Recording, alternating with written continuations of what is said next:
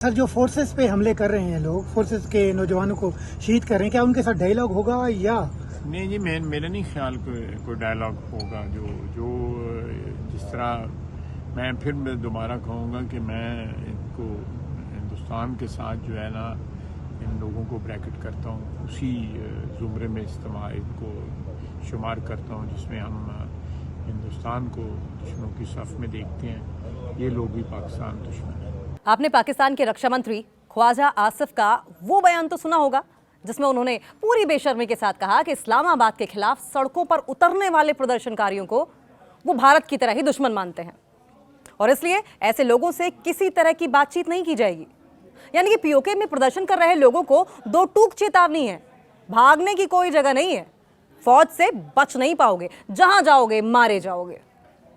ख्वाजा आसिफ को सुनने के बाद मुनव्वर राणा का एक शेर पर बस याद आ जाता है, एक आंसू भी हुकूमत के लिए खतरा है, तुमने देखा नहीं आंखों का समुंदर होना। बेबस की आंखों से टपकता आंसू का एक कतरा भी हुकूमत की नींव हिलाने की ताकत रखता है। वहां तो जनता एकजुट होकर अपने हक की आवाज उठा रही है, जिसे दबाने के लिए पाकिस्तानी हुक्मरान उसी दामन का सहारा ले रहे हैं और उसी दमन का सहारा ले रहे हैं जिसके लिए वो पूरी दुनिया में बदनाम है। इसका एक अर्थ यह भी निकलता है कि जुल्म करना गलती नहीं बल्कि अपना अधिकार मानते हैं। आप ऐसे कुछ लोगों को भले ही ख्वाजा आसिफ का बयान थोड़ा अजीब लगे, थोड़ा अटपटा लगे, लेकिन पाकिस्तान का यही इतिहास रहा है। पाकिस्तानी जनरल टिक्का खान को उनकी क्रूरता के कारण बलूचिस्तान का कसाई कहा जाता था। उन्होंने 1960 के दशक में बलूचिस्तान के स्थानीय विद्रोह और असंतोष को दबाने के लिए जिस हिंसा का सहारा लिया, उसकी मिसाल ढूंढे भी नहीं मिलती। और उस दमन की बात फिर कभी, जी हाँ, उस दमन की बात तो हम फिर कभी करेंगे। अभी बस इतना समझ लीजिए कि बलूचिस्तान के बाद जनरल टिक्का खान को 1971 में पूर्वी पाकिस्तान, जो आज बांग्लादेश है, वहां भेजा गया है। वहां उन्होंने ऑपरेशन सर्च लाइट शुरू किया, जिसके तहत ढाका और दूसरे क्षेत्रों में एक ही रात में हजारों निहत्थे नागरिकों को गोलियों से छलनी कर दिया गया। ताकतवर का जुल्म चुपचाप सहना पड़ता है, वो नुकसान भी पहुंचाता है और विरोध या शिकायत करने का हक भी छीन लेता है। बलूचिस्तान की जनता एक बार फिर से 1960 के दशक की दहशत झेल रही है। तस्वीरें पाकिस्तान के कब्जे वाले कश्मीर की हैं। पाकिस्तानी सेना विरोध प्रदर्शनों को दबाने के लिए वहशत को भी शर्मसार कर रही है, यानी कि उसका जुल्म देखकर वहशत भी कांप जाए। जंग के मैदानों में चारों खाने चित होने वाले पाकिस्तानी सैनिक इन दिनों अपनी दिलेरी दिखाने में बिजी हैं। चुन चुन कर निहत्थे प्रदर्शनकारियों पर गोलियां बरसा रहे हैं।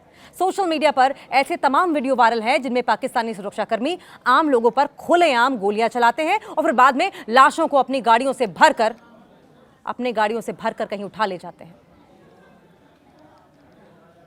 मीडिया रिपोर्ट्स के मुताबिक पीओके में विरोध प्रदर्शन बढ़ता जा रहा है। हालत यह हो गई है कि दिन भर के प्रदर्शन के बाद रात में भी मजलूम जनता प्रदर्शन करती हुई दिखाई दे रही है।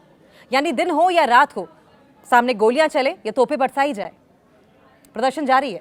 पाकिस्तानी सेना और सुरक्षा बलों के खिलाफ खुलकर अपनी नाराजगी का इजहार कर रही है। विरोध प्रदर्शनों की अगुवाई कर रही जॉइंट अवामी एक्शन कमेटी के मुताबिक पाकिस्तानी सुरक्षा बलों ने हजारों शांतिपूर्ण प्रदर्शनकारियों पर गोलीबारी की, जिसमें 28 जुलाई को 5 जबकि 27 जुलाई को 25 प्रदर्शनकारी मारे गए। जम्मू कश्मीर जॉइंट अवामी एक्शन कमेटी के मुताबिक रावलकोट, मीरपुर और मुजफ्फराबाद जैसे क्षेत्रों में स्थानीय प्रशासन और सेना की कार्रवाई में दर्जनों प्रदर्शनकारी हताहत हुए हैं। और ऐसी ही एक और बाइट है जो आपको सुनवाएंगे। बेशुमार भाइयों को शहीद कर दिया है, जख्मी कर दिया है। ये यहूदियों से भी परली नस्ल है। इन जालिमों को शर्म नहीं आती। इस रोड पे जहाँ पे खून ही खून है, गोलियां मार रहे हैं हमारे भाइयों को। क्या तमाशा है ये? आप हमारे पैसों पे पलते हैं। ये गोलियां हमारे टैक्स के पैसे से खरीदते हमें मार रहे हो। जालिमो, यहाँ जवाब न दिया, कब्र में तो दौड़ गए। कलमा नहीं पढ़ते तुम क्या?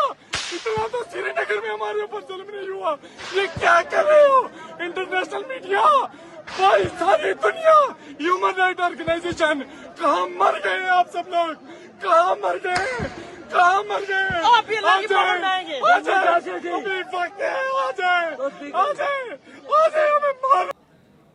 स्थानीय कार्यकर्ताओं का दावा है कि सबूत छिपाने के लिए सेना लाशों को गायब ही कर दे रही है। विरोध प्रदर्शनों को दबाने के लिए न सिर्फ भारी तादाद में सशस्त्र बलों और स्नाइपर्स की तैनाती की गई है, बल्कि इंटरनेट और मोबाइल सेवाएं भी सस्पेंड कर दी गई। कई जगहों पर बिजली और पानी की सप्लाई भी काट दी गई। इसे ही कहते हैं मुंह बंद करके मारना।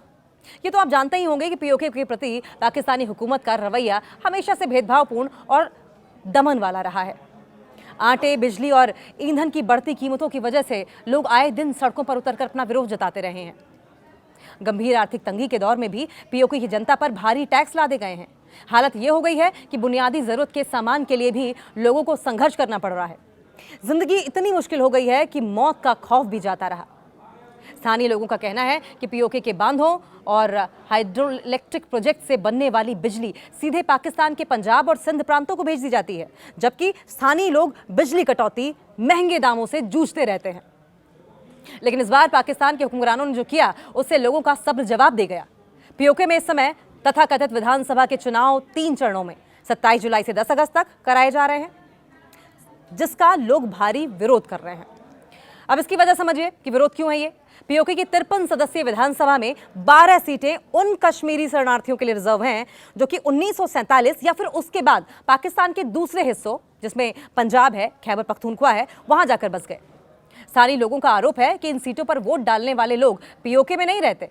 पाकिस्तान की मुख्य राजनीतिक पार्टियां और सेना इन सीटों का इस्तेमाल के बीच में पीओके में अपनी कठपुतली सरकार बिठाती है। प्रदर्शनकारियों की मांग 12 इन 12 सीटों की व्यवस्था को खत्म किया जाए और सरकार चुनने का अधिकार सिर्फ वहां रहे, स्थानीय नागरिकों को मिले। जो पीओके में लोग रह रहे हैं उन्हें यह हक दिया जाए। लेकिन पाक हुक्मरान इस बात के लिए बिल्कुल भी तैयार नहीं है। इस बीच मानवाधिकार संगठन एमनेस्टी इंटरनेशनल ने पीओके में विधानसभा चुनाव के पहले चरण के दौरान जो हिंसा हुई उस पर गंभीर चिंता जाहिर की है। संगठन ने पाकिस्तान सरकार से हिंसा की तुरंत स्वतंत्रता से जांच कराने के लिए और इलाके में लगी पाबंदियों को हटाने की मांग की। भारत सरकार ने पीओके में हो रहे इन चुनावों को पूरी तरीके से खारिज कर दिया है। भारतीय विदेश मंत्रालय ने बयान जारी करके कहा है कि पाकिस्तान इस दिखावटी चुनावी प्रक्रिया के जरिए अपने अवैध कब्जे और मानवाधिकारों के हनन को छिपाने की कोशिश कर रहा है, जबकि पूरा जम्मू कश्मीर और लद्दाख भारत का अभिन्न हिस्सा है। तो इस विषय पर आप क्या सोचते हैं? अपनी राय कमेंट बॉक्स में जरूर लिखिएगा। मैं हूं आपके साथ अंकिता दुबे और स्क्रिप्ट लिखी थी जयशंकर ने और कैमरा असिस्ट किया था रंजन जी ने।